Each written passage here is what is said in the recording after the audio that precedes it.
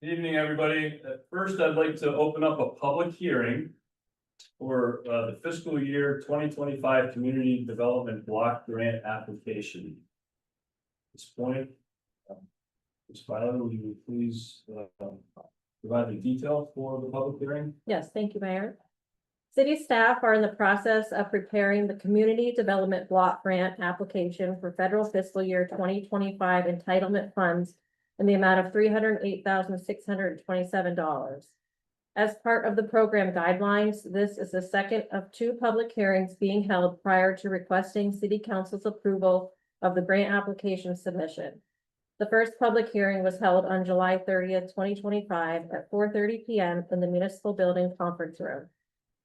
The CDBG grant program requires that eligible activities meet one of the three following national objectives: providing benefits to low and moderate income persons, aiding the prevention or elimination of slum or blight, or providing funding for projects that have a particular urgency that may pose a serious or immediate threat to the health or welfare of the community. Additionally, an activity must serve an area that is primarily residential in character, and at least 51% of the beneficiaries of the activity must be low and moderate income persons. The proposed use of the funding for federal fiscal year 2025 is improvements to Hammond Street under the Street Road Improvements activity. Hammond Street was identified as a severely deteriorated concrete street, and this funding will allow for improvements to the pavement, subbase, curbing, sidewalk, drainage, and sewer. During this public hearing, citizens are invited to provide comments regarding the proposed CDBG program activities and the CDBG program in general. In addition to tonight's public hearing, comments may be submitted to the city offices no later than October 3rd, 2025. All comments and concerns will be reviewed prior to presenting the application to council at the October 20th, 2025 regular council meeting. Thank you very much. Being it's a public hearing, the council is in receive mode. There will be no debate concerning this particular issue. But at this time, I would like to open up the floor to anybody that is in the audience that would like to address the council and this particular issue as part of the public hearing process.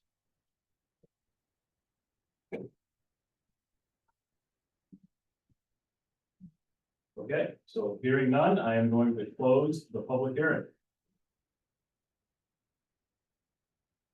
Thank you very much.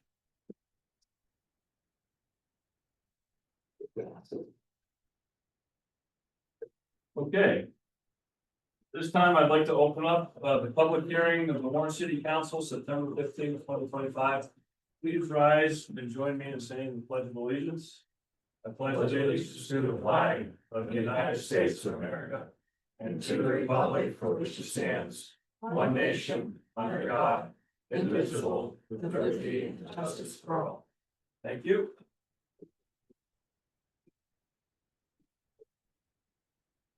I'd like to announce that the council met in an executive session prior to this meeting to discuss potential real estate matters of city-owned property and potential lease of real property.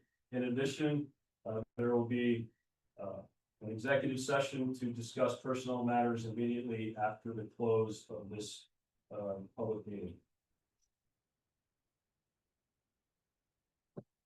Okay, at this time, we're going to do the best and most fun that we're going to have tonight up front. And what we're going to do, we are going to introduce Kylie, and we are going to have her do the junior council pledge. Then we will officially seat her. And I see that there's some friends and family, I hope, that are out there. So we're going to move some chairs. We're going to do this in front of the flag. And if anybody would like to come up closer and take great pictures, that would be fantastic. Move these out of the way.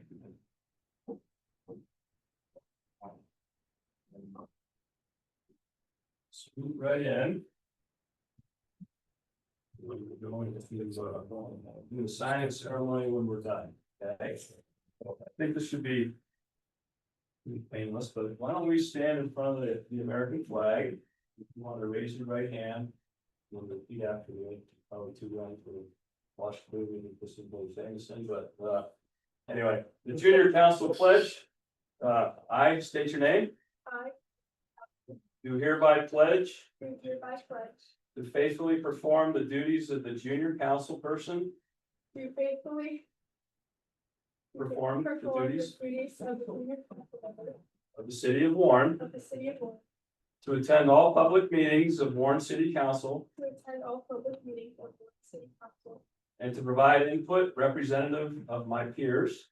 to provide input representative of my peers, To observe all rules governing council meetings. to observe all rules governing council meetings, And to carry out all duties and responsibilities and to carry out all of the junior council person of the junior council person of the city of Warren of the city of Warren to the best of my abilities. to the best of my abilities. So help me God. So help me. All right, congratulations.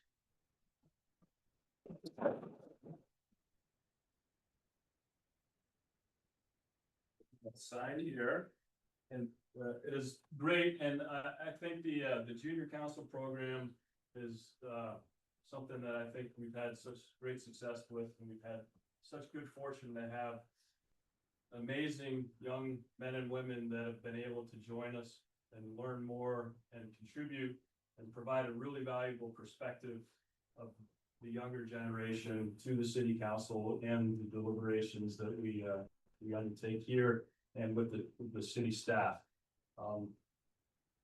Kylie went through a process to be selected, and from what I understand, the resume is not what I understand. Your resume is just top notch, and the things that you're National Honor Society, musician, key club, very active in the faith community at the Methodist Church, and we couldn't be happier to have a young lady like Kylie on board with us as the junior council person in the city of Warren. And then I'm gonna sign these two, and then you can sign your name. This one's for you.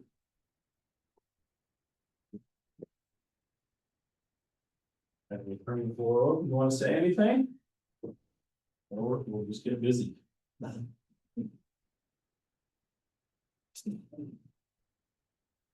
I'm done.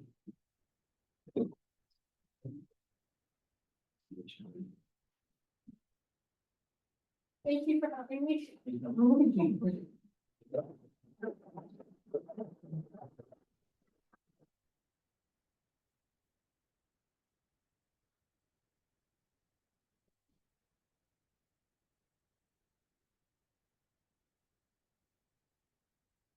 Okay.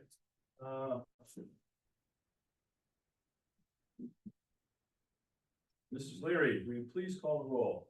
Yes, Ms. Flasher? Here. Mr. Barbera is absent. Mr. Cashman? Present. Mr. Gilbert? Here.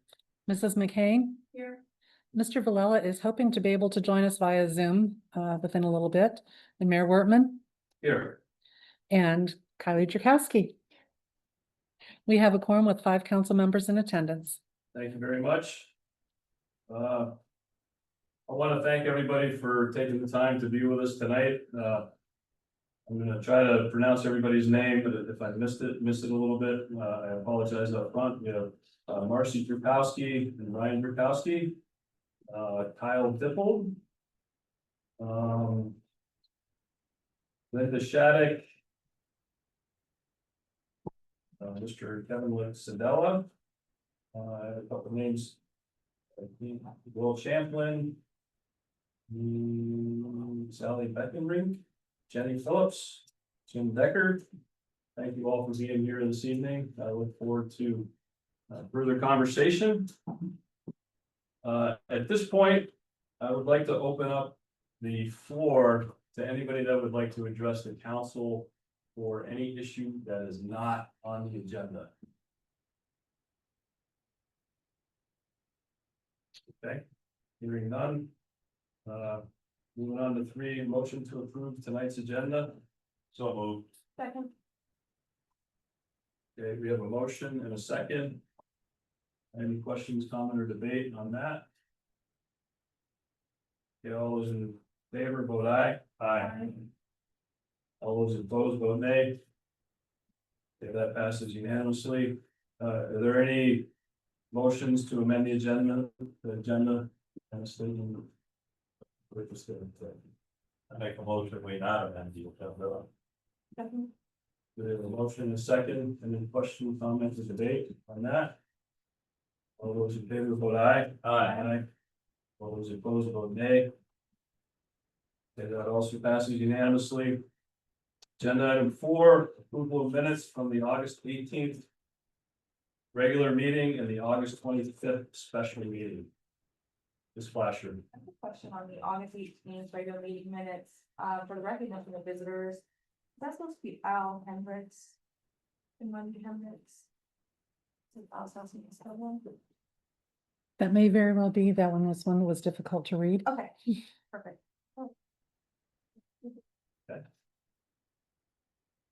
I make a motion that we approve both sets of meetings as presented. I'll second. We have a motion and a second. Any question, comment, or debate on that? Okay, all those in favor, vote aye. Aye. Aye. All those opposed, vote nay. Meeting minutes approval passed. At this time, under correspondence, I do want to take just a couple minutes and unfortunately make a statement. This statement is a similar one to the one that has been made. This is the third time now. And the title of it is, we need to stand united.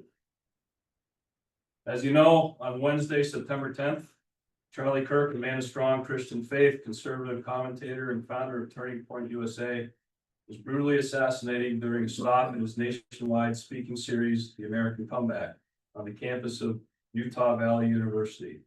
Charlie, who was only 31 years old, leaves behind a beautiful young family. His wife Erica, a 3-year-old daughter, and a 1-year-old son. A tragic and dark time in our nation's history. We must condemn in the strongest possible manner this assassination. Equally disturbing is the celebration of this assassination that is happening in parts of our society. We must be better than this. Our constitutional republic and civil society demand it. Never are such actions justifiable. I and we spoke strongly out against the assassination attempt against President Trump in Butler, Pennsylvania, and then again with the attempt on Governor Shapiro's life and his family in our state's governor's mansion. This cycle of violence must end. In our nation's politics, we compete on ideas, not with personal destruction or political violence. Our constitutional republic protects the rights of all citizens, rights not given to us by the government, but contained in our Constitution's inalienable rights endowed by our Creator. These rights belong to all of us, and public servants and elected officials have sworn an oath to protect and defend our Constitution, the bedrock of our nation. For far too long, we have allowed few but powerful influence to divide us. This must also end. With strength and honor, we must encourage our fellow citizens to exercise their freedom of speech and all other constitutional rights, yet remain united as Americans. In the words of one of our nation's greatest leaders, President Abraham Lincoln, a house divided cannot stand.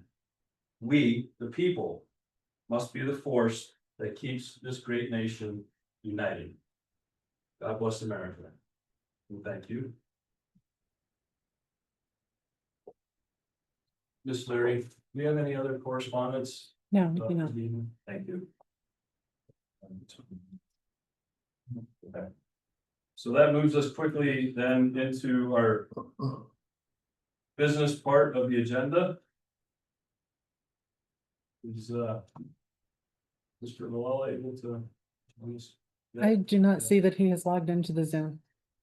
He is flying for business on his way to Salt Lake City and being delayed, so that is what's going on with him. We will continue to check back in with that. All right, so agenda item 7A. Proposed ordinance and agreement, foreclosure and vacant property registration. Mr. Rossi, please. Thank you, Mayor Woodham. As council is aware, it requires constant effort from the codes department to address blighted properties within the city. In many cases, owners walk away from property and property is under foreclosure and left vacant. In such instances, the city's resources in locating owners are limited. If left to deteriorate, vacant properties become a burden to the neighborhood and the city as they are prone to creating nuisance, lead to the general decrease in the neighborhood and community aesthetics and property values, create conditions that invite vandalism and foster an unsafe and unhealthy environment due to the lack of maintenance. Property registration is a valuable tool in the toolbox to aid in protecting neighborhoods from becoming blighted due to the lack of adequate maintenance of properties that are in foreclosure, have been foreclosed upon, or are vacant or abandoned, and has been discussed multiple times by city boards and commissions dealing with blighted properties. The Planning Commission and the Redevelopment Authority reviewed the proposed ordinance and voted to recommend council's approval. If adopted, it is recommended that the ordinance would become effective on January 1st, 2026. Hira Property Registry LLC provides property registration services to approximately 40 municipalities throughout Pennsylvania, including the city of Erie. It also serves municipalities in other states. Hira has access to and utilizes multiple resources to identify the parties responsible for properties and to pursue property registration compliance. Kevin Seidella, Hira representative, is here to provide additional information regarding the company's services and answer any questions that council may have. Action requested, council's consideration and motion regarding the foreclosure and vacant property registration ordinance. Council's consideration and motion regarding the proposed agreement with Hira Property Registration Services LLC. Enclosures are the property ordinance and agreement. Thank you very much. At this point, I'd like to open up the floor to anybody in the public that would like to address the council on this issue, and then I will turn it over to Mr. Sabella. Okay, hearing none, Mr. Sabella, please come forward. Thank you for taking the time to be with us tonight. Well, thank you for having me. I appreciate it. It's a pleasure. So Kevin Seidella, Hara Property Registry. We work with 200 municipalities around the nation, 40 of them as Strauss said are located here in Commonwealth, Pennsylvania. We're proud of what we do. If we did this for your city, we would build you a database that would contain all the parcels in it. And as we gather information on foreclosures and properties, we would load it in the system and try to get it registered. We'll do this all at no out-of-pocket expense to you. We make $125 on every registration that we successfully collect on your behalf. The rest of the registration fee would go back to the city. So the city gets the database free. They make a little bit of money on the registration fees, and they don't have to pay us anything out of pocket. So it works well for a lot of other communities, and we don't serve their city in a great capacity. We're very excited about the possibility of working with them. Thank you. I'm gonna question you over, please. So I do have a few notes in there, so bear with me.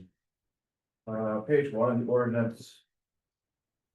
It says here, caused by properties that are in mortgage foreclosure and have foreclosed mortgages. Now, these are homes that still have people, potentially have people still in them, correct?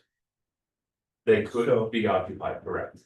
So it's the act of the foreclosure that would spring us into registering it. And then the reason is that is when someone is in foreclosure, if they decide to walk away from the property, they're not gonna call the city of Warren and say, hey, it's been nice, we like living here, but we can't afford it anymore.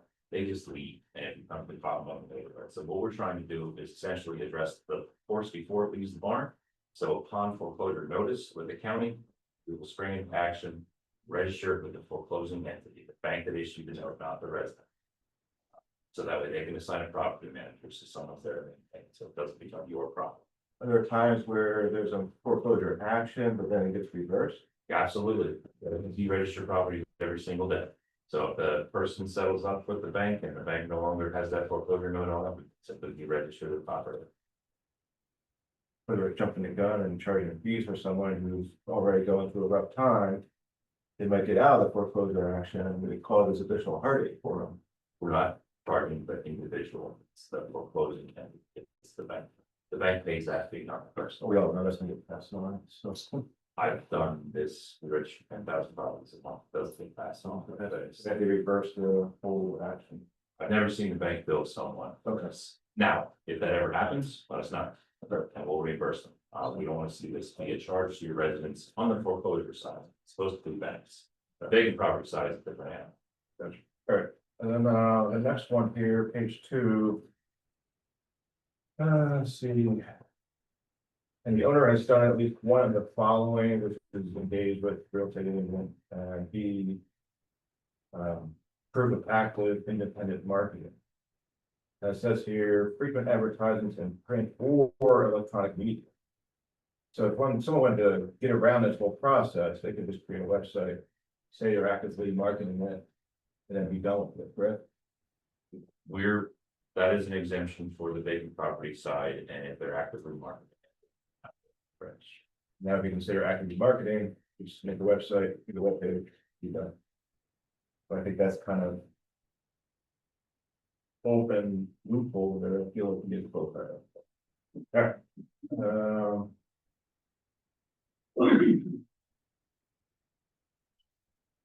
Really, page 5, D and F, or kind of thing, like for you, the wording of it. I'm not sure if anybody else read E and F, it felt like that was done, you know, or just. Edited, but I could be wrong on that. Anyway, moving on, page 6, number 5. Revenues received. Can be assigned to the redevelopment authority of the city of Warren.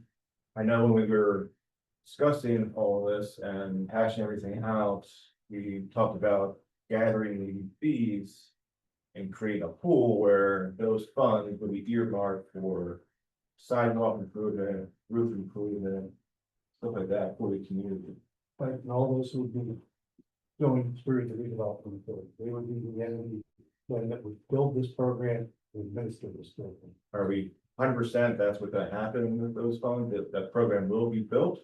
Or is? Yes, Okay, we've been in discussion with the RDA. They're aware of this, and they're aware that any potential funds that come their way, that they're, in fact, it's an ongoing topic for them as to what those funds and some additional RDA funds can be used for to help stem the tide of flood, especially for property owners that may be of lower income and are in need of things such as painting, sidewalks, repairs. I just don't want these fees to get shuffled into one account, get lost and not No, be used for administrative fees, you know, that sort of deal.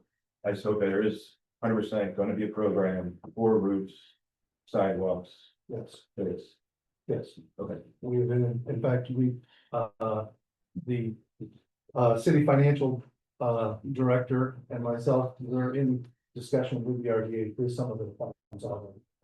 Perfect, thank you. Mr. Stapleford, can you address the ENF on page 5, we worked on them, they were similar or included? He addresses the initial registration. And then does let people know that there has to be renewed semi-annually. But then F goes into more detail about when that payment is due and what the fees are to be used for. And while they're similar, they're talking about the fee, there's different information. Okay. Okay, so thank you. Ms. Flasher. Is this a professional service agreement, or one of our standard for bids? Doesn't it's able to review the proof that it's on time. Okay. This one's been around for a few months. Okay, We've been doing this for about close to a year now. Yeah, this program, just to give a little backstory, this program started, we contacted Kira back in November of last year. Kevin met with myself and the city manager and a couple of other members of city staff to hear his first, I guess, call it sales pitch. And then city staff assembled a committee to investigate this. That committee was made up of flood properties members of the planning commission, members of the RDA, and council member fell over.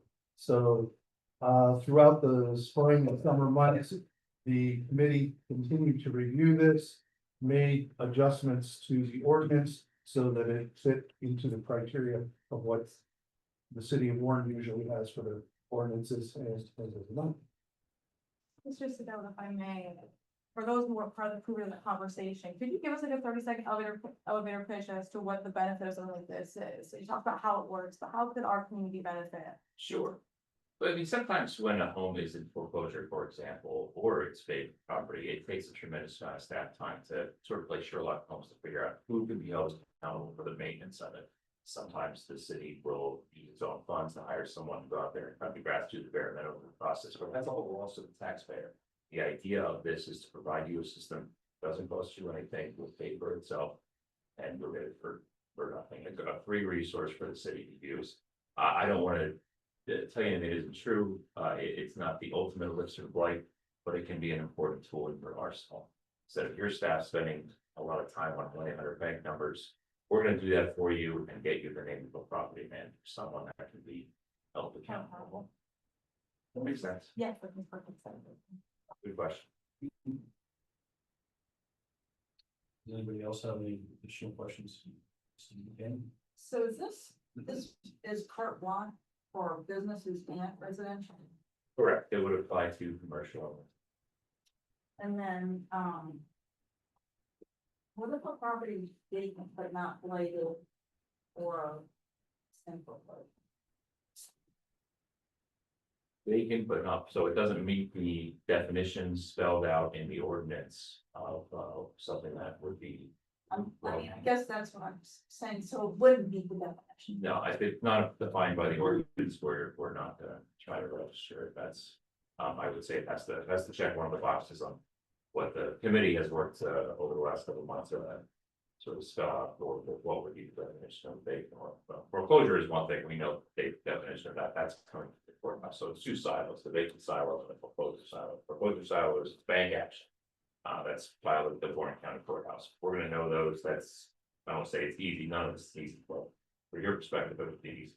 Vacant side is, it's gotta check a bunch of boxes, that's the ordinance, to define what has an obligation to register. We're gonna work with your city to identify those properties and we'll reach out to them and try to register, so it's a process. So maybe explain what, can you tell me what those check marks are to deem something vacant? At the end of the day, I believe we said water shut off for 90 days. I'm sorry, I don't have it right in front of me. And every ordinance that would have some record, so I don't always have it memorized. Generally, it would be lacking in utilities, but utilities don't necessarily know people things. We have properties all the time, go forward to other properties committee. They get their utilities turned on, so they're now no longer considered blight, but they remain vacant for years and years and years. And the problem with vacant properties, as we talked about, is the fact that they are detriment is the neighborhoods that they're in, because generally, because they're vacant, they're lacking maintenance. So then what, happens if they're vacant, other than registration? Well, they have a property manager, that's the point of the registration, they'll collect the registration. Get the benefit of property and for somebody that should be going out and taking care of the bare minimum of property. Thank you. You're welcome. Questions? Please, the additional questions. No, I could say as a member of the blighted property committee, we've been following this from almost the inception, I believe. And then the last blighted property, this whole thing was discussed. And I said, I haven't really seen the ordinance. So they said, why don't you come to the RDA where this gentleman would be addressing it and would hear the RDA's comments, questions, what have you. And I had a number of questions that were very appropriately answered. And then I believe the RDA unanimously agreed to move this on to city council. To me, it looks like a very fine program. I just have one question, just for the benefit of the council and others that are listening to the conversation. over the years, we've talked about different strategies to address blight issues within the city. How do we envision this being added to the toolbox and being utilized? Mr. Sabella talked a little bit about it, but this is the questions to Randy in terms of how is this going to improve our ability to address I would properties. have to say, if you have a vacant property, this will either stir you to do something so that it doesn't have to be registered, so it becomes occupied. Or if you decide over the course of 6 months, a year, 2 years, that the cost of having registered becomes cost prohibitive for you, then you would get it in the hands of somebody that can develop the property. Can get it off the vacant registry. So what we're looking for is with our aging housing stock and some of our commercial properties that sit vacant year after year. We would like to see, if the current owner doesn't have a plan, we would like to see that get into the hands of somebody that can utilize that property. Thank you. And then this particular agreement of this regulation is how long? It is renewable every 2 years, and you have a 30-day out. So if there's ever a time where Lauren is happy, out to us, letting us know they don't want to partner anymore. It's all that we get out of it. So 30-day notification. Yeah. Okay. This flash. One more question, and it may be written in here in some kind of language I don't get, but let's say it's on the vacant registry, goes up for tax sale, sells a tax sale. How does someone come off that vacant registry? So let's say they buy it, but they don't start selling it for a few months or a year, they just don't, it doesn't become not vacant any longer. How does that process look to come off of it? And what is the burden of proof on the new property owner to say, it's going to be vacant, we're gonna be working on it, but we're gonna. Well, on the foreclosure side, it's easy to tell for us. It came off. On the vacant side, we're gonna have to work with your staff. Full disclosure, we're managing this from a call center in Florida. We're not here in the city of Warren. We have to partner with your staff on that portion of the registry. So they might tell us when we go to re-register, for example, that it's no longer under definition. We're gonna be checking with them to see whether that is. So that's on us, not the new property owner, we would handle. It's all a communication. We're gonna have to stay in communication on these properties. And if you look at page 7, subsection 366-6 on the exceptions. Real properties that are currently under construction or in the process of being remodeled or exempt from this requirement, provided that the time period for the said construction remodel cannot exceed 2 years and that all the requirements or permits are obtained. So you were to buy something, to your point, and you're in the process of remodeling it or bringing it back, you're done. Okay, any other questions at the council level? Mr. Champlin to ask a question. What wasn't quite clear to me either at the RDA. If a property goes into foreclosure, a fee is generated. And then a property manager, are you the property manager or is the person who issued the, who paid the bank that paid it? Are they by law required to, okay. Get a property manager. The bank is going to find a property manager. Usually what they do is they find a company to manage all the foreclosures they have in the city when an ordinance like this goes up. And they're compelled to do that by ordinance or By the law? ordinance. Okay. Okay, Let's see, I'm looking for here, Mr. Mayor. I don't see anywhere in here, I'm missing it, where it explains the vacant, what equals vacant. I might have missed it, but can you point it out? Somebody point it out. I know it's vacant on page 4, when they have the definition of vacant or vacant property. Then if you look at section 366/6. Page 4. Dash 6. Page 4. Vacant or vacant properties, the definition. Page 4. Definition, and then after that, section 366/6. the register of the property.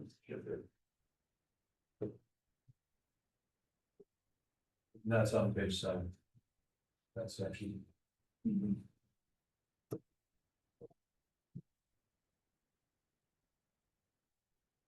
I think that just, is forward. I'm reading quick, but I just see residential in it. That I'm not. Since when is the commercial district?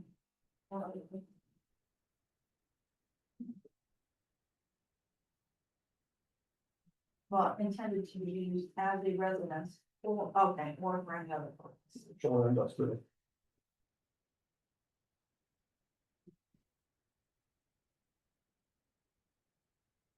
Okay, any additional questions? Thank you very much, Mr. Sedell. Thank you. Thank you. Thank you. Would anybody on council at this time like to the motion? With this issue. I like to make a motion that, regarding the foreclosure of vacancy property registration ordinance and proposed agreement with Fair Property Registry Services LLC. be approved. Second. We have a motion and a second. Any further questions, comment, or debate from the council? So initially, I just feel like. We have this down, when we first talked about the subject of vacancies, it was specific to our downtown area. And the concern with there's, we're really working towards revitalization, and we're getting there, we're getting somewhere, we have some real vibrancy.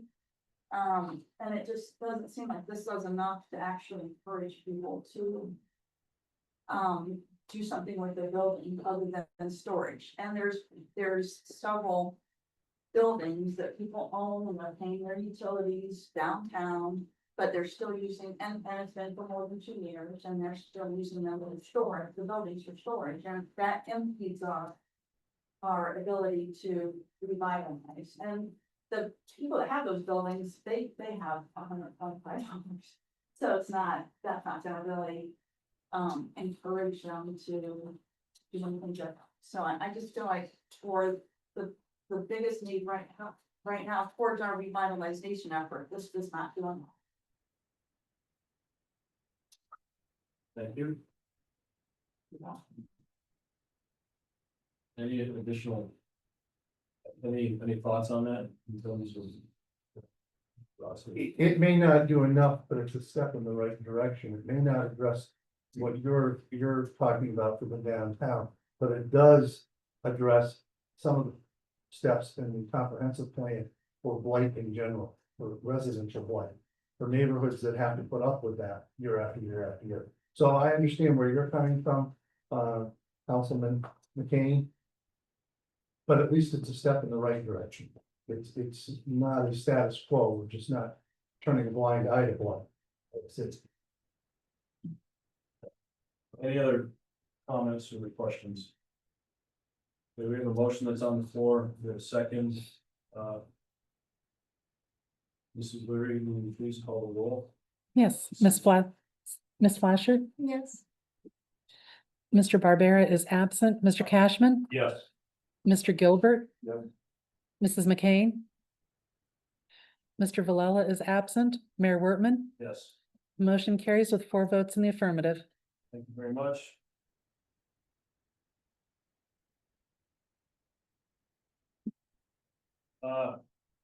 Okay, moving on to the next agenda, item 7B, proposed agreement. The International Association of Firefighters Memorandum of Understanding. This is Jessica Byler, please. Thank you, Mayor. The collective bargaining agreement between the International Association of Firefighters, Local Union 537, stipulates the hourly rate for a utility or part-time firefighter shall be set at 100% of the rate for a Class A firefighter with equivalent years of service. However, the agreement is not clear in regard to the compensation to be paid to a utility firefighter who changes their status to full-time. The proposed memorandum of understanding is intended to clarify that any utility firefighter who moves to full-time status shall be compensated at the appropriate classification and years of service and will receive years of credit service for wage purposes. The credited years of service will apply solely for wage classification purposes and will not be considered in determining seniority or other benefits such as vacation accrual, sick leave, pension, or longevity. Action requested is council's consideration and motion regarding the proposed memorandum of understanding between the city and IAFF number 537. Enclosed is the proposed memorandum of understanding. Thank you very much. Okay.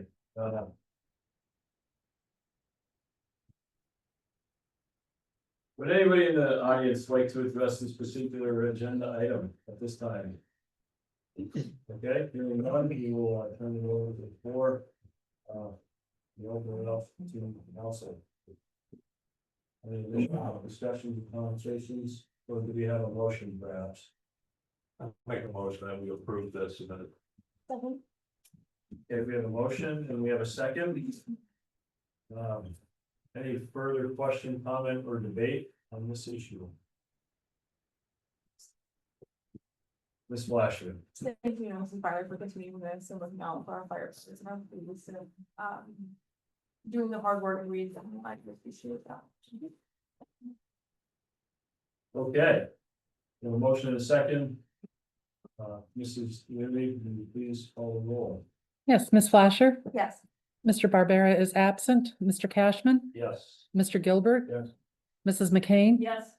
Mr. Villela is absent, Mayor Wortman. Yes. Motion carries with 5 votes in the affirmative. Okay, agenda item 7C, Planning Commission appointment, Mr. Rossi, please. Thank you, Mayor Wortman. Casey Spiegel served on the planning commission from January 2024 to March 2025, at which time she resigned with regret due to conflicting work commitments. Ms. Spiegel has since changed employment and her new work schedule will accommodate her return to the commission. There are 2 vacant seats on the planning commission, and it is city staff's recommendation that Ms. Spiegel be appointed to a full term expiring December 31st, 2025. She may request to be considered for a new 4-year appointment. Action requested council's consideration and motion regarding the appointment of Katie Spiegel to the planning commission for the remainder of the term expiring December 31st, 2025. Enclosure completed application. Thank you very much. Again, if there's anybody in the audience that would like to address council on this particular issue, please come forward. Okay, not hearing any, we'll bring it over to council floor. I have a motion, we approve this tonight. Second.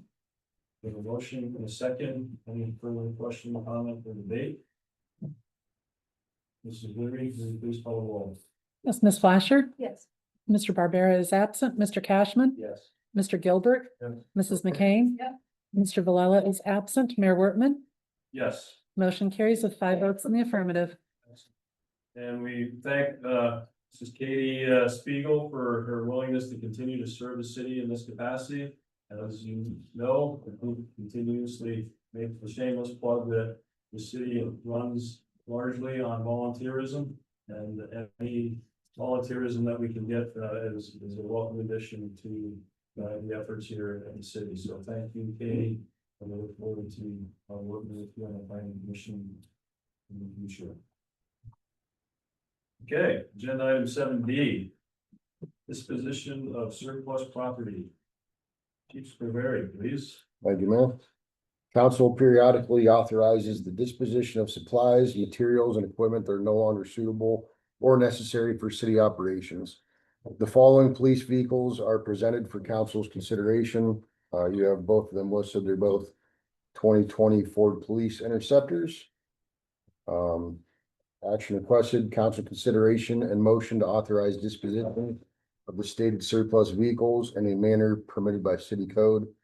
There are no enclosures These are being replaced with two vehicles that were already budgeted for this year and purchased already.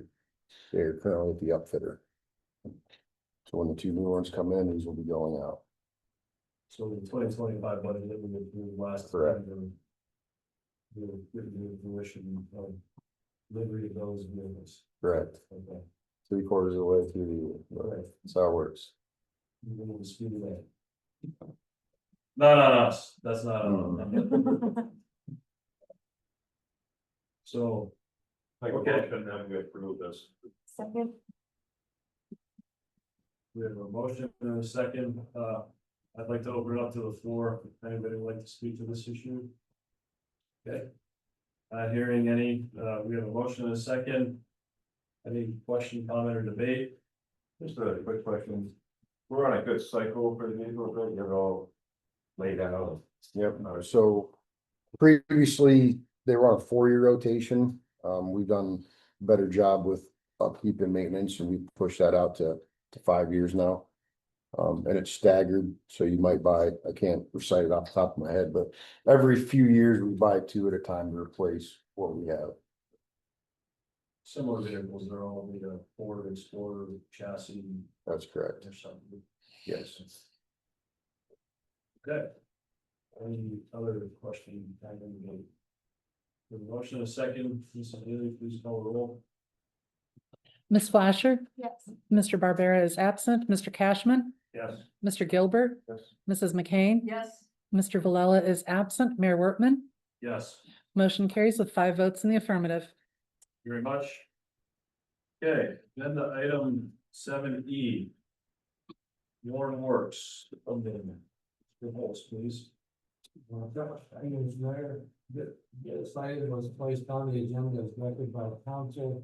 Well, taken at the June 16th regular council meetings. City staff has had begun preparations for the 2026 municipal budget. And then request council to direction regarding number 1 is funding for the Worx be included in the 2026 budget. And if so, is to be provided in what the president's conference consideration regarding the Worx funding. Also, on page 2, I served from the council and rules will be directed to bring us back moving it forward in September. Also, see a lot of got the folks are also. I didn't see it, but also here. It's not. So I'll use the online. Would anybody like to address this issue? From the audience? Mrs. Phillips, thank you.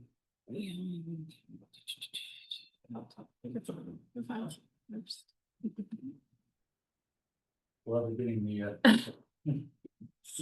Introduce him a little nudge. Thank you for having us, again, always happy to come and share with you the update on what's currently underway under the one Worx umbrella and all the other plans in the future. I will say we had an extremely successful presentation and brand launch event last week. A number of you were there. Tremendous feedback from the public.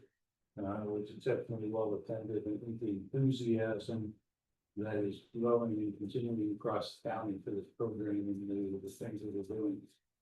It's pretty obvious. Yeah. You want me to play your tech team person and or is Tina gonna do it? Yeah, so we can kind of skip the brand launch details. Jim kind of gave a really good overview. I do wanna tell my appreciation to the council members that were able to attend last Wednesday. I thought that it being open to the public, certainly wasn't sure how many people we would get, but I will say that we probably had around 135 people or so. A lot of positivity, I think, came out in that evening, and so I couldn't be more grateful about I guess how that turned out. Really, we'll go over it kind of briefly just for the members of the audience and then anyone who wasn't able to attend. Just to give some background, your brand is your most visual element of your of your logo, but certainly doesn't encompass everything. It's how to make people feel, it's the experience, it's your story, it's the vision, it's things like that. So, you know, while the visuals, what you see, it doesn't really encompass everything. I'll grab that. Thank you. You must see what that's. Nope. Again, as you can see, again, just some photos from the evening, but again, had a really great time, had some 30 attendees, food, drinks, live entertainment. There was a brand presentation that included a launch video, and we had some free gifts for attendees, as well as selling some hats and some shirts. One that obviously I'm showing today, so. Like I said, the logo, that's your most visual part of what you're gonna see, but again, it's really encompasses a whole lot of other stuff. And for those of you that haven't seen the logo, this is you know what it looks like. It does encompass 4 pillars within, as you can see throughout the W, but it really has to do with our rich culture and history, the beautiful nature that we have, our business and industry, and then specifically our quality of life and vitality that you see around our communities. I think those are the 4 pillars of who we really are as a county. I think one of our benefits that we can really sell to people outside of that might not know about who we are. And again, this is just another reiteration of the icons that you see within our logo. And like I said, it's culture, economy, nature, and vitality. And then our tagline is the place to become. So it stems from the place to be, and really that's the whole point. Warren County is the place that you can really become whatever you want to be.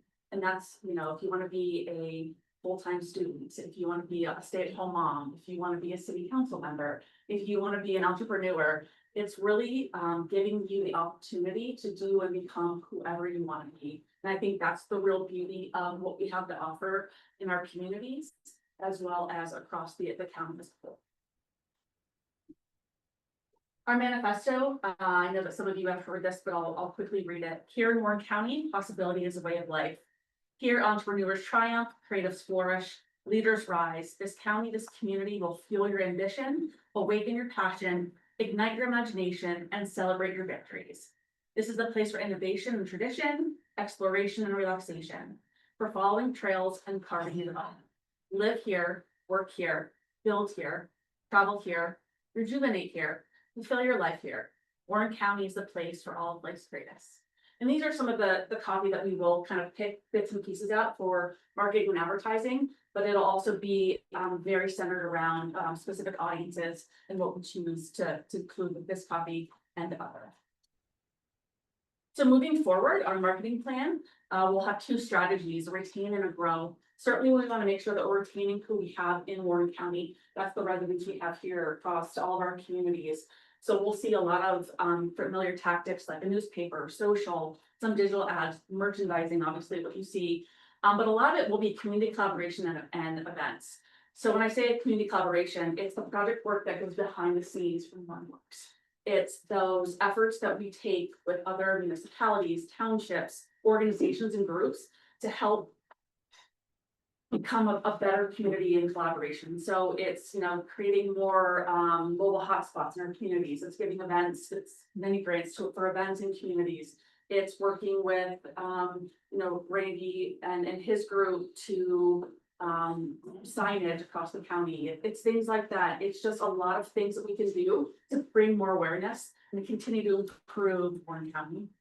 And then certainly our next step, we want to make sure that we're growing. As many of you know, our population has decreased significantly since 1970, because we were at our height that put 47,000, now we're at about 38,000. And so we need to make sure that we're bringing a younger generation to Warren County. So by actively marketing outside the county, we're bringing awareness of who we are and what we have to offer, which again, are pillars of what our logo is, and certainly allowing people to understand that while yes, in a lot of communities, you can be whatever you want, but this is the place that I think will give you the quality of life, the safety and security, and everything that you have to have a successful life.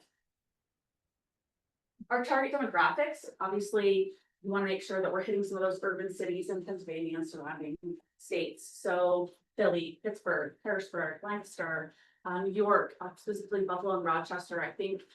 From what I understand, a lot of people from Rochester have actually either come visited or moved to Warren County, so that'll be a huge target market. In Ohio, some of those bigger cities, Cleveland, Akron, Columbus. And then certainly, we want to make sure that we're targeting, essentially, you want to make sure that you're targeting as many people as you want. But we want to make sure, because we do have an aging population in Warren County, that we're targeting those younger adults. So right out of high school, and maybe those first families, under their 30s, people that own homes. People that have a special interest in the vast things that we offer. So outdoor enthusiasts, fitness and exercise, homeowners, those location independent, which are those remote workers that essentially can work anywhere. So they can come and enjoy what we have to offer. Some of the things that you'll see are just some advertisements, some newspaper advertisements, flyers. We have a ton of videos that we'll post on social, as well as 30 and 60-second spots that we'll use in streaming video on platforms like Roku or Hulu, YouTube TV, and things like that. The other thing that we did with our brand launch was we came up with a new Warren County website. And this is supposed to be something that doesn't replace what we currently have. So we're not going to reinvent the wheel. And I say that everywhere I go, but the website, we're not reinventing the wheel.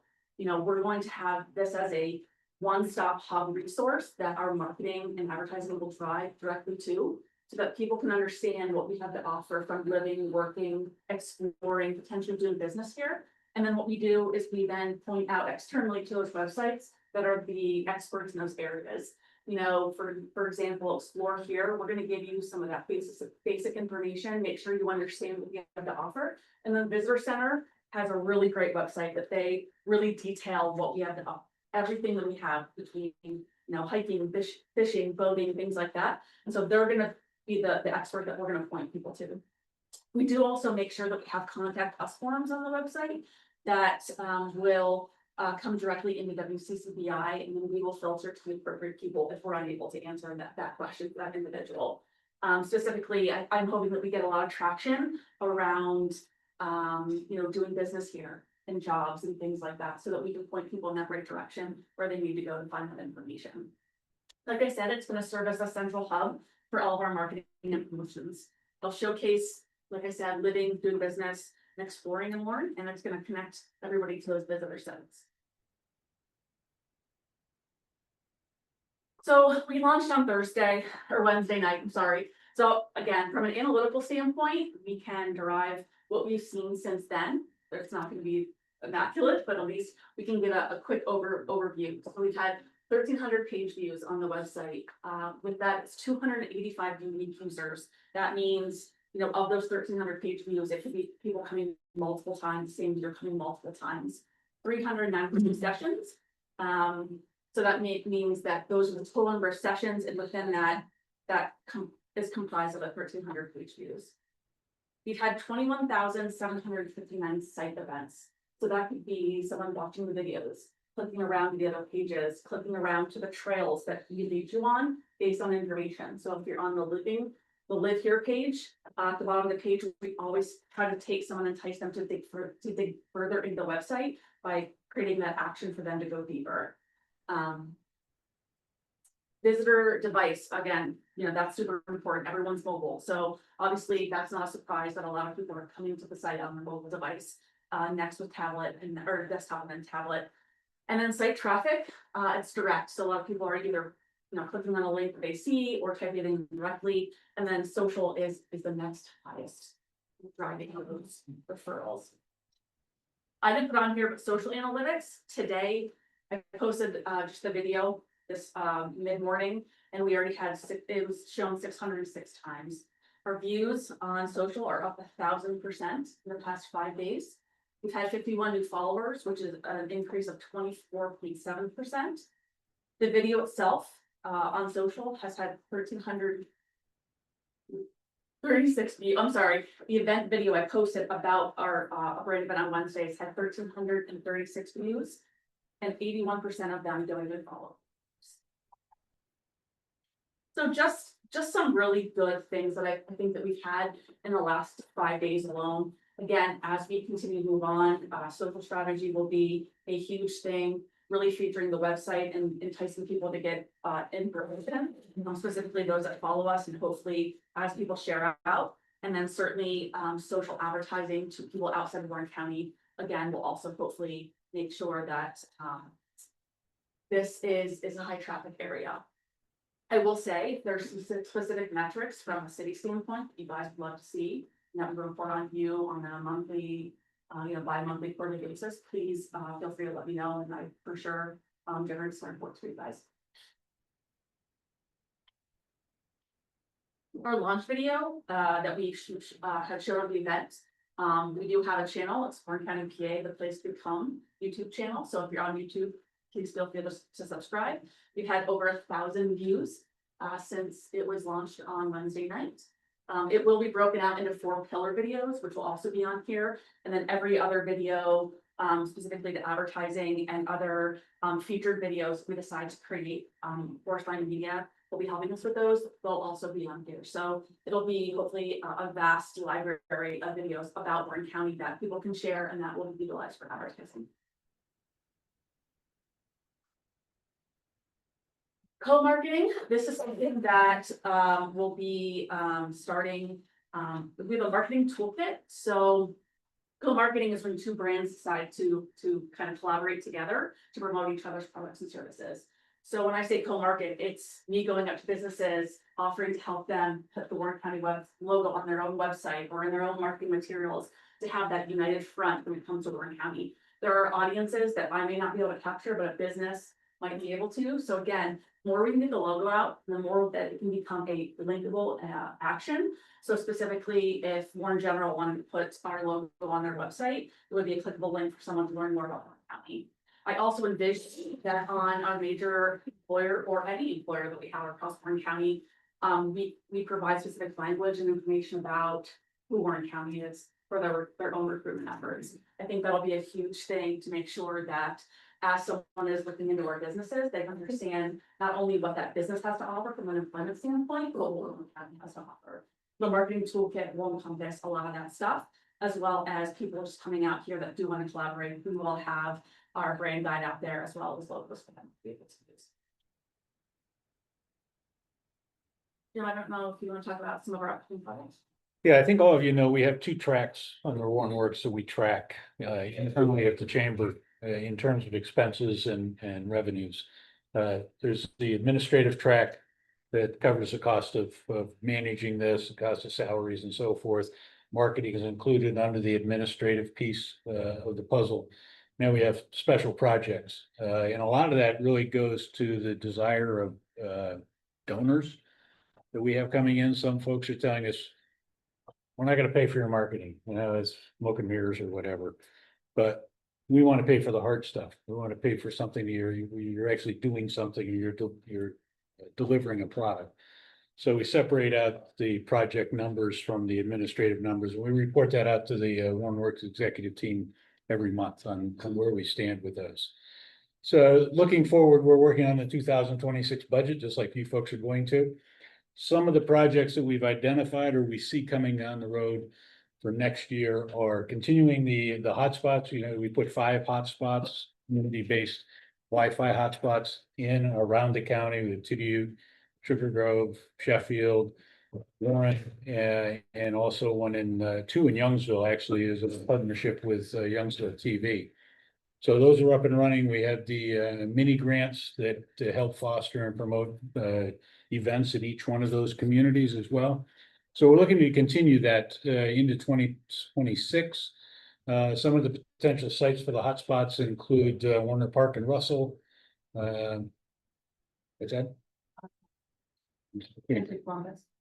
Columbus, and then possibly at the trailhead up at the trails at Jake's Rock is the most interesting project of the group, and by far the most expensive. But we think those are all areas that really need us to warrant our attention and try to get those put in.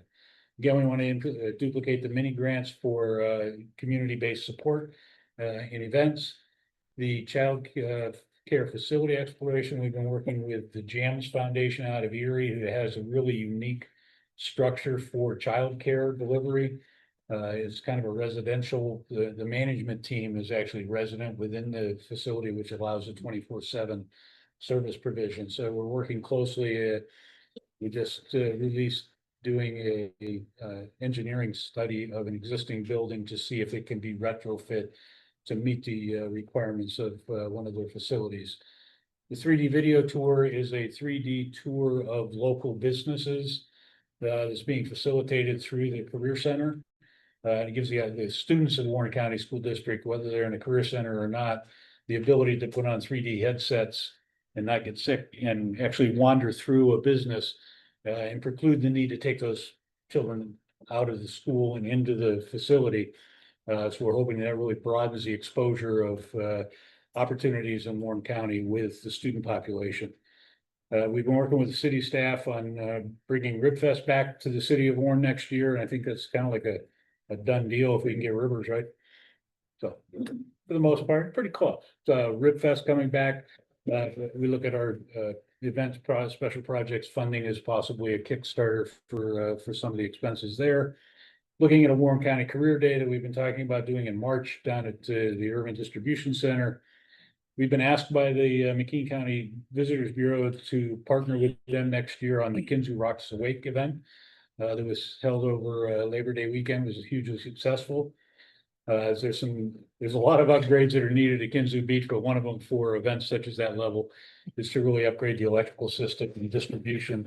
So we're looking at potentially helping with that in partnership again with McKean County. The River Sojourn event that we are partnering with the Oil Region Alliance and the Friends of the Allegheny out of Pittsburgh. They have submitted an application to the Commonwealth's tourism big event series. The idea is to do a 10 to 14 day canoe sojourn starting at Warren and paddling down to Pittsburgh. So our involvement there would be to host the kickoff event prior to these very aggressive individuals getting in a canoe for 2 weeks and floating down the river. So we would have, and that would be an event that would be open up. We would be inviting the governor and a very high publicity kind of thing as part of the 250th anniversary celebration. So looking at that end of July, early August, as an event that we might be involved with. The community entry signage, now that we have our new brand and so forth, we'll be looking at community entrance signs across Warren County, and we want those all to mirror one another. It's got to be consistent from what we do in the city to what we do in Sugar Grove and Youngsville, et cetera. Community planning grants, again, focused on the smaller communities that don't have a development plan or a revitalization plan that then keeps them out of the ability to go out and get grant money. So we want to help those smaller communities with some planning grants so they have those documents and have that idea on where they want to see their community going. And in housing studies, the county has awarded a housing study across Warren County. It'll go dovetail with the regional study that is just concluding. It was done by the Northwest Commission. But we're just looking at that. There could be follow-up work that will be needed based on what we get out of that housing study. So we've put it in there. So that's a pretty healthy list of projects that Warren Worx will be involved in, either directly in driving or as a very strong partner for another event. So lots of things going on that are on the docket for 26. Fantastic. And, just from a funding standpoint, obviously the chamber, we do have funding from private foundations, and then certainly, as we know, you guys are looking at the 2026 funding, which is the main reason why we want to make sure that we can get in front of you from the county. I will say, from the last meeting that I attended, and it was a strong push to ask all the communities across Warren County. So a letter was sent in early August to each township, borough, and municipality for asking for funding for Warren Worx. The nice part is, I did receive at least one back from a standpoint of, yes, they're, right now they're also looking at 2026 budgets. And so I will be presenting next week at the Cumberland Township municipal meeting. So again, that's really all I ask is that, they allow me to come in, talk to them about, who we are, if they don't know what we're looking to do, and then we're hoping to work with them to, help in any way with them too. The last thing I'll mention is, hopefully sooner rather than later, I will have an online store for Warren County merchandise available. And so it'll be, a mix of women and men's clothing, some bags, some dog bandanas, some fun stuff that people could purchase. I'm working with the Valuable Life Center in Youngsville, actually. They also, the owners of that also do their own work on apparel and things like that. So that was really important to me to kind of stay local and to work with someone that already did that for us. So again, I'll be pushing that out on our social channels. So keep a lookout. And then if anybody ever has any questions, please feel free to give me a call or an email, as well as encouraging members of your community to speak to the website, and you can find out who we are. Fantastic. So I think tremendously exciting times. Certainly, blazing a new path in terms of how you can bring the public and private enterprises together to try to address a lot of the issues and strengthen the country and county. The only comment I'm going to make beyond that, and then I'll turn it over for questions to the council, is that I just want to remind everybody that this has been a long process for the city in terms of, our comprehensive plan. Finally, it's a lot of work that was done by the community, a lot of meetings, a lot of ideas, a lot of work on back in engineering, plan, and to make it what we call the implementable comprehensive plan. It was approved in 2023. The two biggest items that were recommended by the people of this city, it's their plan. The recommendations were the two catalytic actions were the formation of the Worx entity and the strategic branding and marketing campaign and effort. And we are achieving at the very highest levels. And I know that we've taken and addressed other items that are part of that comprehensive plan, but the two biggies that make the whole thing kind of work on behalf of the residents that developed that plan are what I consider the most important, and that is the Worx effort and the branding and marketing strategic campaign. And I can't say enough good things about the body of done in the marketing and branding effort. And I'm gonna turn it over now to actually, I'm being reminded now, I am going to open up the floor to anybody in the audience that would like to address the council in this particular agenda item. Hearing none, I'm gonna turn it over to the council for any questions or comments, Jenny or Jim. What's the, have you talked to the county commissioners at all as far as what level of funding they may or may not be doing for the year? I'm not asking for the amount that they're talking about, but the conversations you may have had. The conversations that I've had with at least two of them, it has not had a dollar figure attached to it, but both are looking at saying, one, they're in a much more favorable financial position than they were at this time last year.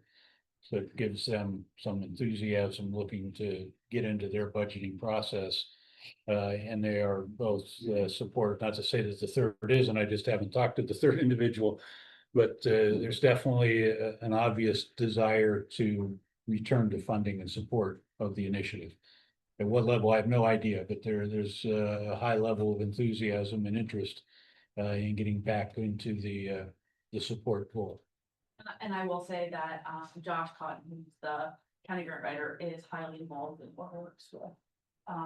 Writing grants and helping us, and us kind of helping in return, being able to help them fund the housing study was a pretty big project. And I do know from conversations I've had with them in the last week, they are also exploring potentially how they can utilize that grant as well. Where's he stand with the grant for, you know? It's It's fully, it's funded and awarded. We have a kickoff meeting. Yeah, it was next week with the successful consultants. It's the same team that did the regional housing study, so there's a great opportunity there to make sure that they utilize the information they gathered at a regional basis, but then bring that forward to the locals, and Mac and Engineering is involved in it, so they know, I mean, you almost feel a little guilty or whatever, paying them 4 times to look at the community yet again, but with a different flashlight, so anxious to get that study completed. And one thing that struck me too, that during the brand launch event, we had Kyle Kopka, who was the director of the Center for Rural Pennsylvania, now is the executive director of the County Commissioners Association of Pennsylvania. And he spoke to the 48 counties in the state of Pennsylvania, Commonwealth of Pennsylvania, that are all struggling the same way we are, fighting the same battles we fight every day. Lack of population, the decline, the demographic shift, losing the young folks. And he said, continue to repeat that we are one of the 48 counties that's actually doing something. There's a lot of commiserating and griping and moaning and bemoaning the reality, but Warren County is one of the few, if not the only county that has really come together and created a methodology by which we're going to try to combat it. So you can either sit around and do nothing, or you can come together and try to change your reality. And that's exactly what we're doing. And that is unique throughout the Commonwealth. And he's hoping, you mentioned that he hoped that some of those other 48 counties recognize what we're doing and learn from our success, which we will receive. Excellent. We'll open up to the council floor for any questions, comment, debate, and or if anybody would like to put a motion on the floor. To include Warren Works funding as part of the budget process. Just to be little bigger picture, the budget process, when we talk about that, we'll be getting budget packets, we'll be including in the packet. At the end of October, we'll start formal budget sessions in November. The first session was November 5th, and there's a series of those leading up to a final budget approval process that will happen at the December public meeting. So lots of opportunity for input as part of the budget process within that framework. What we're asking tonight is just to revisit after our initial conversation in June to include more Worx in the budgeting process as part of the fiscal year 26. As a reminder that we funded more Worx at $100,000 monthly installments, fundamentally, in our last amendment to them. We gave those and other details as part of the budget process. My perspective, I would obviously like to see us continue to support this state federal effort next year. That's what I have to say. Let me just say from my view, Go ahead. from my view in that, with, you know, we talked the last time about their effort to get out to the other entities and start raising money there. And so from my standpoint, I think, you know, this is a countywide effort. And for the city to be putting in $100,000 every year, which is essentially the countywide effort and not much of a city effort. As I listed all this, and I congratulate for the success you've had and what your plans are going forward. From that standpoint, I would be willing to say, we ought to put $75,000 in the budget. That's my view of it. I think at this point, I mean, that's a really good insight, and I want to continue to have the conversations about what I'm asking at this point is to include it in the budget process, in the budget for funding line item, And we can continue the conversation in terms of numbers, if you'd like, as part of that budget process, would be my recommendation. I would say that if we put 75 in the budget, as we're going through the budget process, we have 2 members that are not here. Right. So if we put 75 in and the emphasis is to really move it up to 100, we can do it at that time also. This is not an approval process. This is what is suggested to go into the budget. That's an idea. We can go with a motion on the floor. You'd like to make that into a motion? Talk about it. Second it, and then I'll make a motion that we suggest 75 and for our current budget, subject to final approval of the budget. I will second that, no. Ms. Flasher. I had 3 actually, this is all right, which was response to the letters to the municipality, so I'm very happy to at least that one, it's better than none. Chipping away at that block though. So one of my follow-up questions, and it's aptly timed, I suppose, is what happens if the money goes away? So does Worx have a contingency plan in terms of, let's say, we run out of money and can't pay? Is there a contingency plan to continue this moving forward? Is it? I mean, the contingency plan would be, marketing efforts would continue as not to continue them. You're not gonna get marketing efforts, on the scale that you could if you had the budget. And again, digital is really what's the best option because you can, you know, pay per click, you can really hone in and turn spigot on and off and see what efforts work versus what don't. You kind of do that test and fail, testing, you know, win or fail, and but at the magnitude that we probably want it. Are you still anticipating about $120,000 as a marketing budget? Yes, yeah. And that'll again, you know, and not only do we appeal to the city, you know, local counties will, you know, continue to appeal to the municipalities, going to meetings, things like that. And we'll also still present to the private foundations that can help us, and you know, they're asked the same as ours, so, you know, coming to them and then showing them what our plans are and then what they do. And like I said, I would love it if I could have given you amazing metrics, but you know, we just want ourselves to speak. So, but again, that's my responsibility moving forward is making sure that, you know, what we have been doing, what those metrics look like, maybe what the, you know, how we're looking from an analytical standpoint, those kind of priorities of make sure that people. My last question is, how are we going to continue to solicit ideas? So you have this list of project ideas, which is fantastic, and obviously they come for it organically and just by happenstance. So I know there's a lot of subcommittees off of Worx where there's a lot of idea generation happening there. Do you have any plans for community outreach and how you're gonna help to garner some of those maybe more minute voices in our community that maybe aren't making these meetings? Is that gonna be part of the overall marketing plan is to get?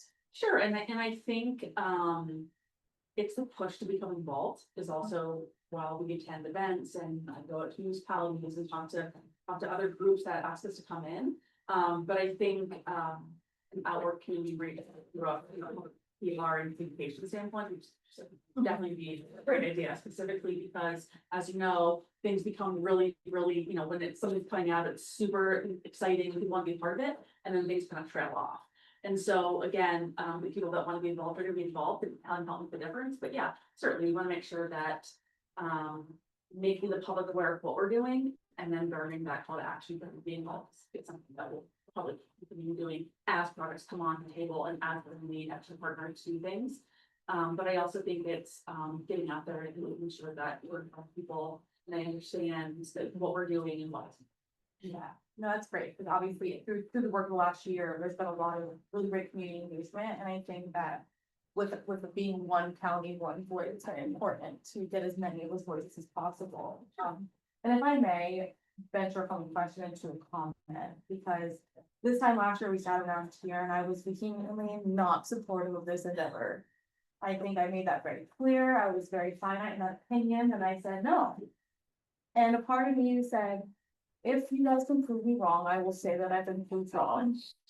I will say tonight is not the night, however, I want to commend you both, specifically Jen, on your incredible hard work over this past year. And that I may not have been the most supportive of this endeavor. I may continue to look critically at how we fund it, what our role is as a stakeholder. But the efforts that you're putting forward is not lost on me. I feel that I've been very engaged and involved as much as I possibly can be, and as part of a city council person, as a steward of our tax dollar, I will always side eye the budget. However, I am so grateful for the efforts that both the WCCBI team, the Worx team, and all of the subcommittees and executive committee members have put forward, because this isn't easy, and it has been met with a lot of public skepticism and criticism, and albeit completely lack support. And I just want to say that I commend the efforts, and that I will continue to ask hard questions, and I'm looking forward to the day, hopefully before you retire, that I can say. Clock is ticking. It's all right. 6 more months, so. So that's it, thank you so much, I just wanted to. And that's, you should do that, you know, I think it's very comfortable with spirit and ask the hard questions, and, you know, if there's ever times that I can, like, I'll find you as soon as I can. But yeah, I mean, honestly, I couldn't have done it without the support that I had, you know, WCI and my executive committee members, and the community that's got involved. And, you know, being in this position for a little over a year, I never knew, I guess, what I was missing in my career than I have now, and I just think that, and I hope that the work can continue in years to come, and that, you know, 10 years from now, we're looking at this effort like, wow, look how far we've come, and look who we are now. Yeah, I'm really excited. If I had one more thing, as a fringe benefit, albeit maybe not super tangible to the wide public, the amount of people that I've met through the stakeholders meetings and ideas that have been born out of these conversations may not be directly towards more words, but I know the board that started. That was kind of in its infancy when you guys came on, and now it's a full-blown organized entity, and it's little, they say death by 1,000 paper cuts, but we are growing by 1,000 mans. And I think generating those connections and showing people where they do have a place, where they can get involved without having to take an oath of office to serve in public office, but they can truly be part of that conversation and make change. And thank you again for facilitating that conversation. Now I'm really. If I could, Daniela, and we all support that critical evaluation. We need to be looking at ourselves critically every day too, and making sure that we're doing the right things. And we're using the funds we have wisely. And we're also looking outside of Warren County for funds that can support the program, keep us going, save the local money for when those outside dollars aren't available. And we're doing that. We've made a submission to DCED. If the Commonwealth ever gets their act together and approves the budget, we might even actually hear about whether we're going to be awarded, but who knows when that's going to happen. And we're going to continue to do that, and we have to. But I think the only thing I would say, we ask for your patience. You know, as we put this thing together, the whole Worx, the whole framework, the funding stream for the initial 3 years, if you recall, we put it together as a sharing of 100,000 from the WCCBI, 100 from the city, 100 from the county. And that was that, let's get us up and running 3 years so we get our feet underneath us, prove the project, give us time to find those external resources to support us moving forward. So we just have to keep in mind that patience. We got a lot of good things going on. We're not going to change our population situation within that 3-year period, but we're going to have procedures, and we're going to have opportunities in place and advertised that helps us start moving that needle in the right direction. But we have to stay patient with this, and we have to stay committed to it moving forward. And we're going to be good stewards of every dollar we receive, and we're going to try to find dollars to replace the city dollars and the county dollars. And it's, you know, 1 year we're going to have a windfall. I'm sure of it. Maybe after I leave, we'll have a windfall. But we're each going to be in a position to fund this initiative differently every year. So I think it's incumbent on the three of us as the three major players in the county when it comes to economic development and driving that we have to be engaged and in lockstep with each other. And, you know, in the years that the county can't pick up, the city and the WCCBI cover, and vice versa. So I think that's the way we need to look at that, you know, every year moving forward. And I'm thinking in 5 years, it's just the way we do business here. It just becomes a part of how we act. And it's going to be really positive, and I'm glad I was able to be a part of its initial thing. I won't be able to see, hopefully I'll be able to see the reaping of its benefits. But, and it's gonna be great. It really is. So they say, great man who plant the seed of a tree never get to spend an afternoon in the shade. This is so sweet. I'll go with that. Any additional questions for Benny or Jim? We have a motion on the floor. Funded 75 to begin the discussion and teach it in the budget deliberations. Yet to come.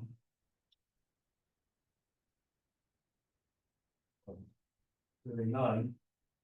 I just want to note that I'm gonna be pushing to try to fund it at the $100,000 level when we start the budget deliberation process, but. We did it. Yeah. See, 25, raising 25. But at this point, to get it on the, keep it on the agenda and the table, part of the budget process, we have a motion on the floor. To show it, budget documents at 75. The second, Mr. Cashman. Just like to say that as we look at the budget, we don't have the whole budget in our hands, so that's why I started at 75. And look, whatever the budget, whatever our surplus was from 2025 is another key that comes into this. So, you know, all I will have to say to you, Mayor, all is not lost for you yet.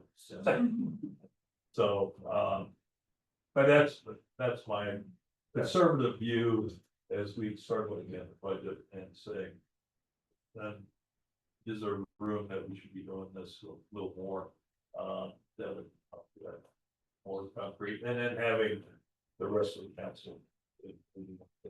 So that's my. This is your name.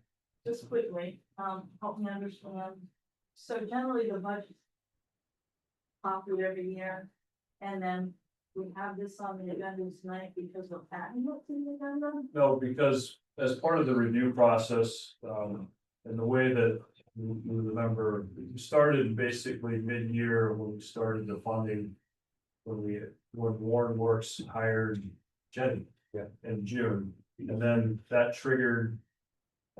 Because when we initially decided to fund it at the $100,000, it was contingent on two things: to stand up the Worx organization and the hiring of Jenny's position.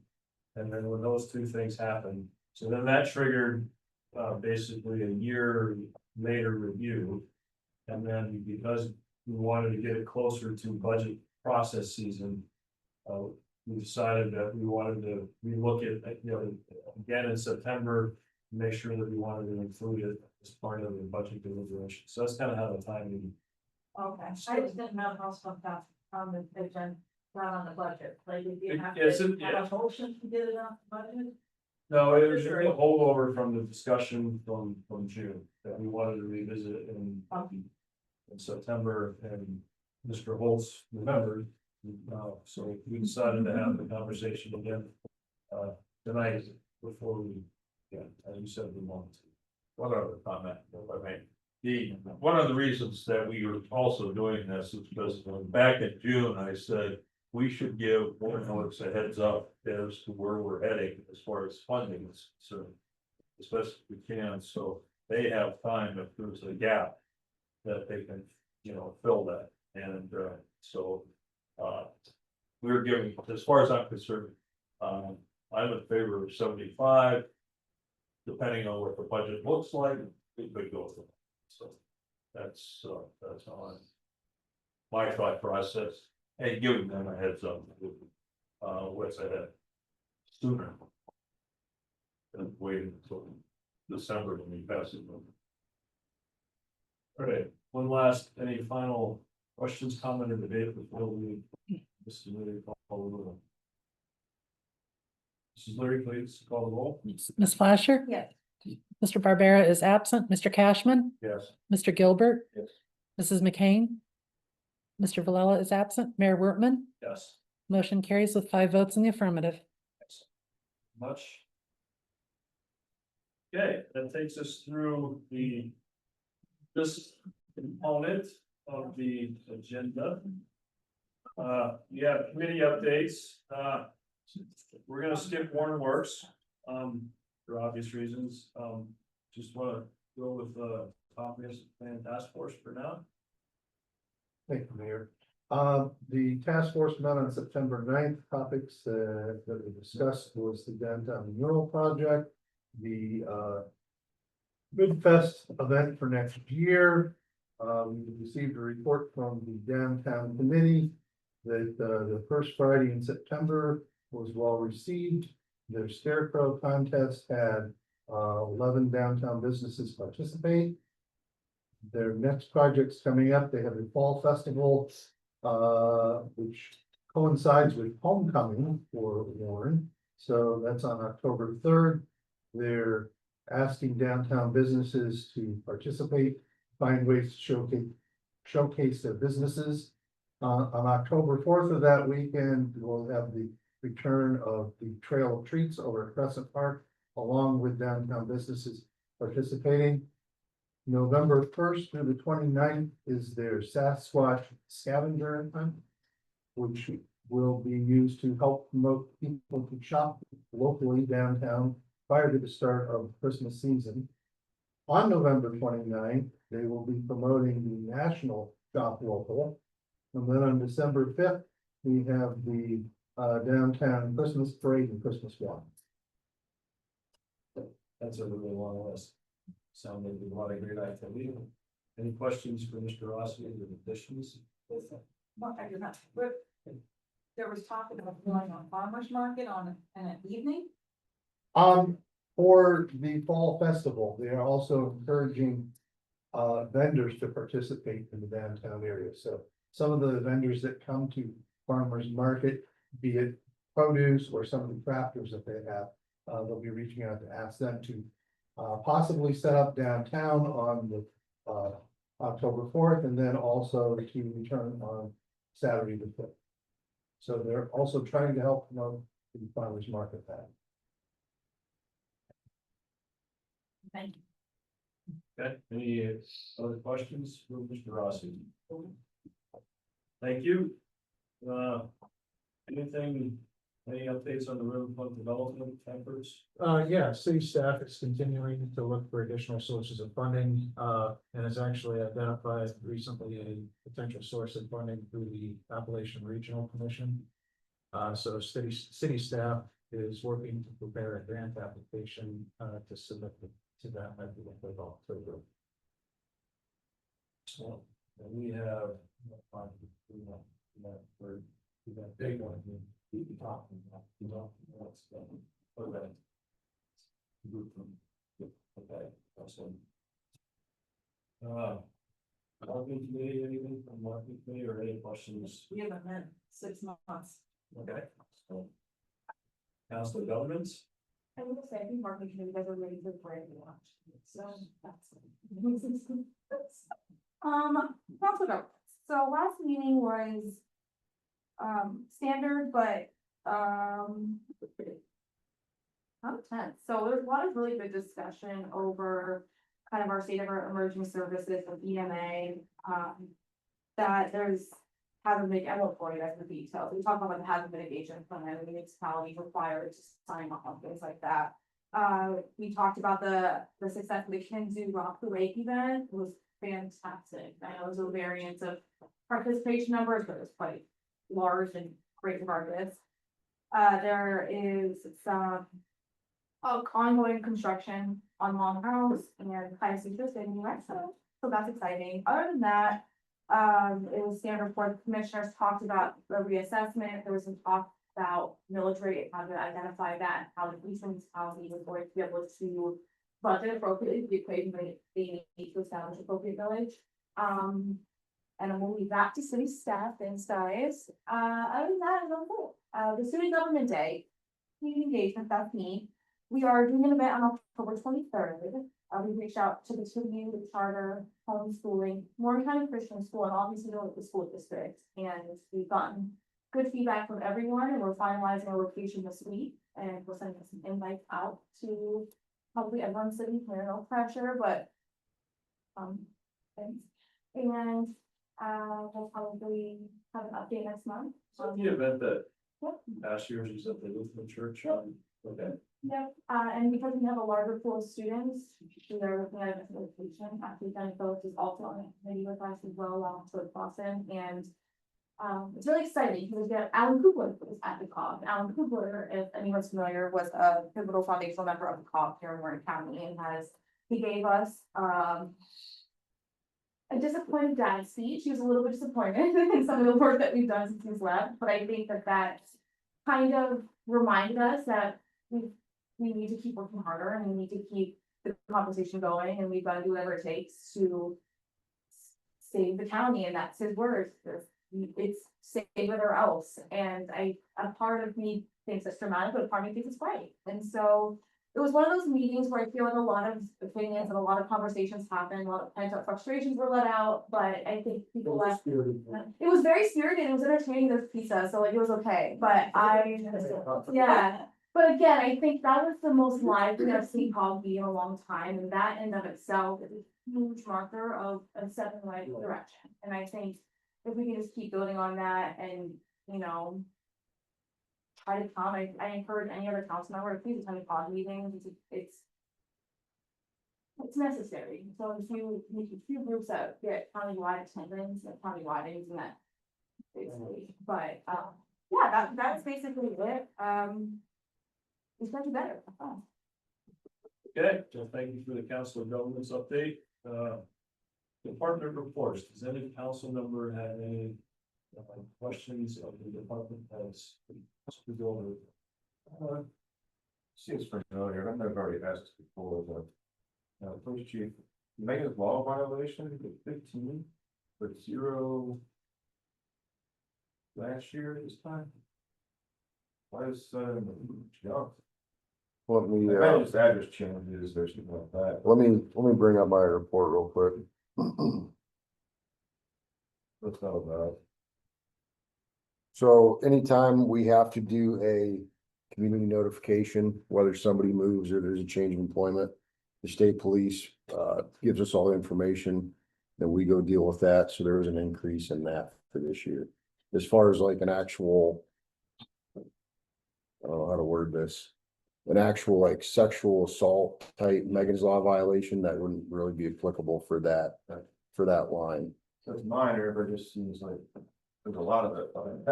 But even if somebody changes an employer, you know, that regenerates a new statistic for having to go out and spread that information, document everything. So that increased that. Correct. Gotcha. Yep.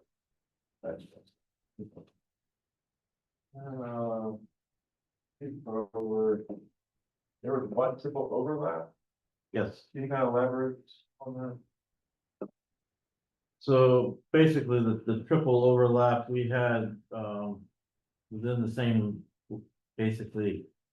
1 hour time period, we had calls in Pleasant Township, Lake Township, and we had 2 calls in the city at the same time.